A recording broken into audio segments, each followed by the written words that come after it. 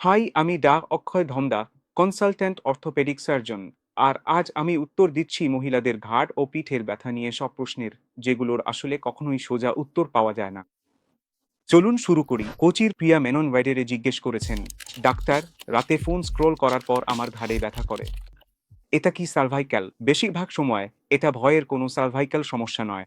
এটা আসলে লোডের সমস্যা। যখন আপনি ঘাড় নিচু করে নিচের দিকে তাকান, তখন আপনার মাথা ভারী হয় না, কিন্তু ঘাড়ে চাপ বেড়ে যায়, কারণ আপনার ঘাড়ের পেশিগুলো মাথাকে ক্রেনের মতো ধরে রাখে, যেমন ক্রেন ওজন ধরে রাখে। এভাবে ঘন্টার পর ঘন্টা করলে পেশি আর ছোট ছোট জয়েন্টগুলোতে জ্বালা শুরু হয়। এই কারণেই অনেক মহিলার মাথার পেছনের অংশে শক্তভাব, মাথা ব্যথা, কাঁধে টান লাগার অনুভূতি হয়। ইঙ্গিত: যদি নড়াচড়া, গরম লাগানো বা একটু হাঁটার পর আরাম লাগে, তাহলে সাধারণত এটা যান্ত্রিক সমস্যা। যদি ব্যথা হাতে ছড়িয়ে যায়, আঙুলে ঝিমঝিম করে, হাতের শক্তি কমে যায়, বা হাঁটার সময় ভারসাম্যহীন লাগে, তাহলে দ্রুত ব্যবস্থা নিন। এখন এই অবস্থার মূল্যায়ন দরকার। বেঙ্গালুরুর দীপা কৃষ্ণান ইউটিউবে এটা লিখেছেন, এবং আমি চাই প্রতিটি নারী এটা শুনুন। আমার এক পাশে কাঁধ আর ঘাড়ে ব্যথা হয়। আমি ভারী হ্যান্ডব্যাগ, ল্যাপটপ ব্যাগ, কখনো কখনো বাজারের ব্যাগও বহন করি। এটা কি এর কারণ হতে পারে? অবশ্যই পারে। এটা মহিলাদের মধ্যে সবচেয়ে কম আলোচিত একটি সমস্যা। এক পাশে ভারী ব্যাগ রাখলে আপনার উপরে শরীর সামান্য কাত হয়ে যায়। আপনার ঘাড় ও কাঁধের পেশিগুলো ঘন্টার পর ঘন্টা আপনাকে সোজা রাখার চেষ্টা করে। এর ফলে ট্র্যাপিজিয়াস ও কাঁধের ব্লেডের পেশিগুলোর ওপর ক্রমাগত চাপ পড়ে। সময়ের সাথে সাথে এটা ব্যথার চক্র শুরু করতে পারে। টান, মাথা ব্যথা, ঘাড় শক্ত হয়ে যাওয়া, আরও টান। যেটা আমাকে চিন্তিত করে। অনেক নারী এটাকে স্ট্রেস বলে স্বাভাবিক মনে করেন, এবং প্রতিদিনের এই বোঝার ধরনকে কখনো গুরুত্ব দেন না।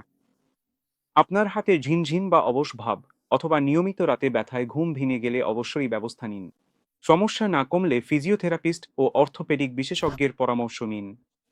ইউটিউবে অনন্যা শর্মা লিখেছেন, বিছানা সোফায় বসে ও ঘরের কাজ করে সন্ধ্যা নাগাদ আমার পিঠ ভেঙে আসে, কারণ আপনি দিনে দুভাবে মেরুদণ্ডে চাপ দিচ্ছেন। বিছানা, সোফা বা ল্যাপটপে গোল হয়ে দীর্ঘক্ষণ বসে থাকলে ডিস্ক ও লিগামেন্টে চাপ পড়ে এবং সাপোর্টিং মাসলগুলো দুর্বল হয়ে যায়। রান্নাঘরের কাজ, বারবার ঝুঁকে থাকা, ভার তুলতে গেলে, যখন আপনার পিঠ আগেই ক্লান্ত, তখন আরও বেশি চাপ পড়ে। এই কারণেই অনেক নারী বলেন, সকালে ঠিক আছি, কিন্তু সন্ধ্যা হতে হতে একেবারে শেষ।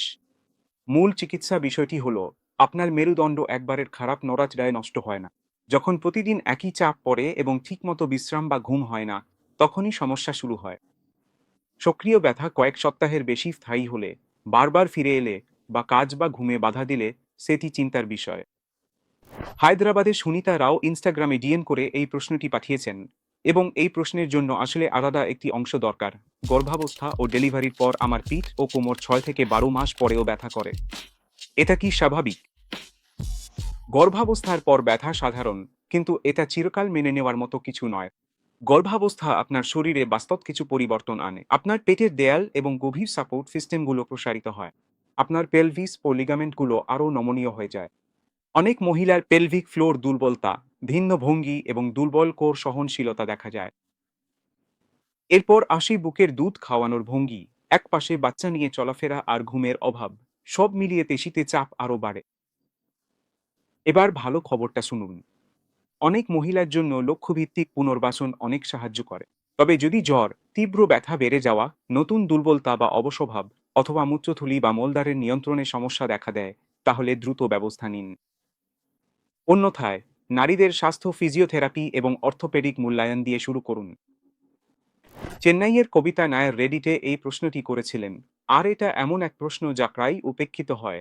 আমার কোমরের ব্যথা মাঝে মাঝে পিরিয়ডের সময় বেড়ে যায়। এটা কি মেরুদণ্ডের ব্যথা, নাকি অন্য কিছু?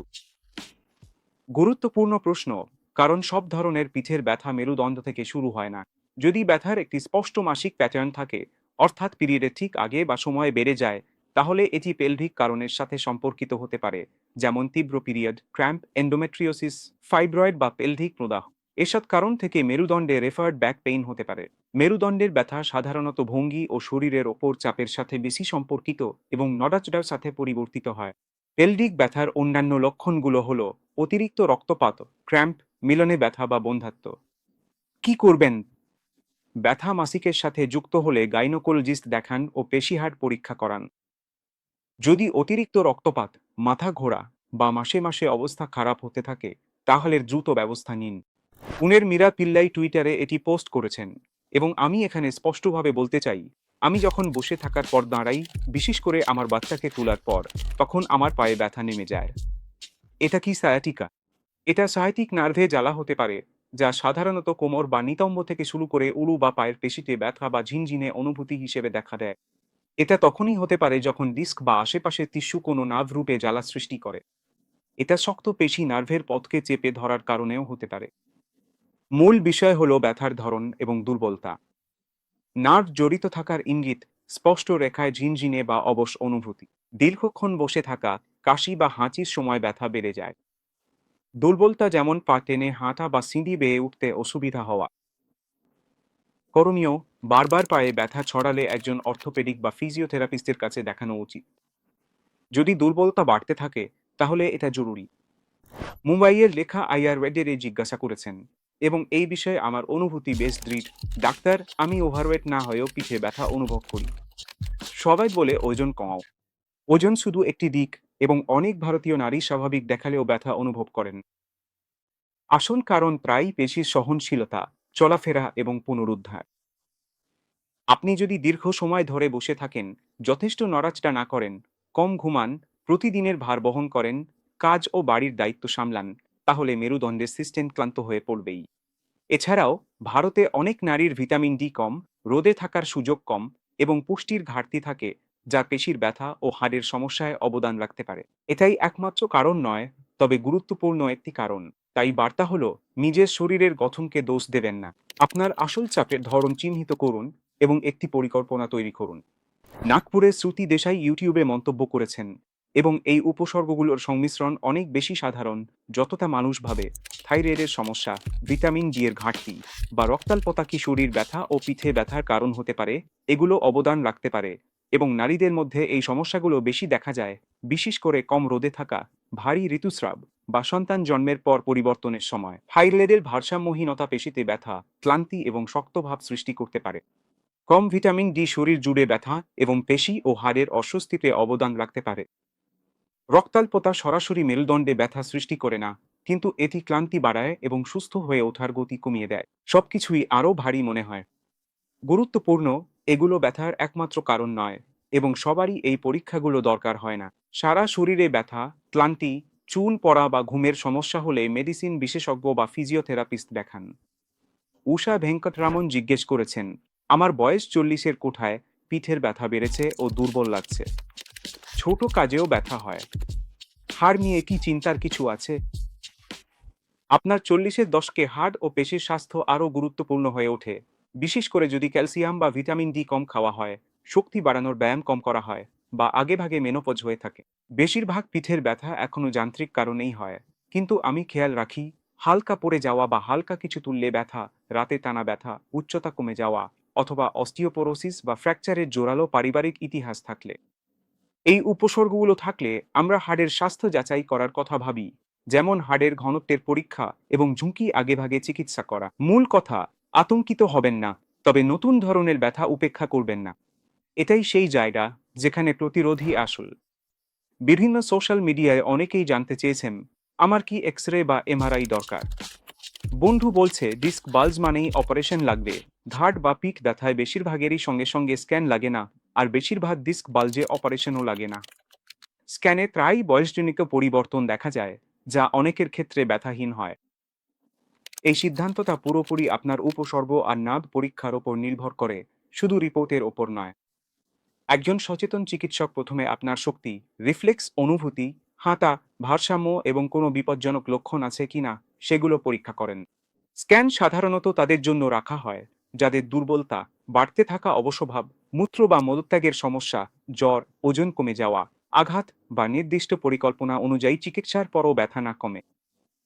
যেটা আমাকে সবচেয়ে বেশি চিন্তিত করে, সেটা হলো, মহিলারা হয়তো খুব ব্যস্ত থাকার কারণে চিকিৎসা নিতে দেরি করেন, অথবা একটা ভয়ানক স্ক্যান রিপোর্ট পেয়ে ভয় নড়াচড়া বন্ধ করে দেন। আমাদের দরকার মাঝামাঝি একটা পথ বেছে নেওয়া। বুদ্ধিমানের মতো মূল্যায়ন করুন, দ্রুত পদক্ষেপ নিন, শান্ত থাকুন। মহিলাদের পিঠ ও ঘাড়ের ব্যথা সত্যিই বাস্তব। এটা খুবই সাধারণ আর এটা এমন কিছু নয় যেটা আপনাকে শুধু সহ্য করেই যেতে হবে। যেসব মহিলারা সঠিক প্রশ্ন করেন, যারা বুঝতে পারেন তাদের শরীরে আসলে কি ঘটছে, তারাই ভালোভাবে সুস্থ হন এবং 10 বছর পরেও দীর্ঘমেয়াদী সমস্যায় পড়েন না। আপনি যদি নিশ্চিত না হন যে এই ব্যথা ভার বহনের সমস্যা, স্নায়ুতে জ্বালা, নাকি এমন কিছু যা জরুরি চিকিৎসার দরকার, তাহলে আপনি প্রাক্তাতে যাচাই করা কোনো অর্থোপেডিক, ফিজিওথেরাপিস্ট বা ইন্টারনাল মেডিসিন ডাক্তারের সঙ্গে পরামর্শ করতে পারেন ব্যক্তিগত গাইডেন্সের জন্য। তারা আপনাকে বুঝতে সাহায্য করবেন এটা কি শুধু পর্যবেক্ষণ করা দরকার, নাকি এখনই কোনো পদক্ষেপ নেওয়া জরুরি। এই ভিডিওটি যদি আপনাকে সাহায্য করে থাকে, তাহলে সেটি সেই মহিলার সঙ্গে শেয়ার করুন যিনি বারবার বলেন তার পিঠের ব্যথা শুধু স্ট্রেসের জন্য, কারণ সম্ভবত তারই এই কথাগুলো সবচেয়ে বেশি শোনা দরকার। আর যদি আপনি এমন কার্যকরী পরামর্শ পেতে চান যা সত্যিই গুরুত্বপূর্ণ, তাহলে চ্যানেলটি সাবস্ক্রাইব করুন এবং বেল আইকনে ক্লিক করুন।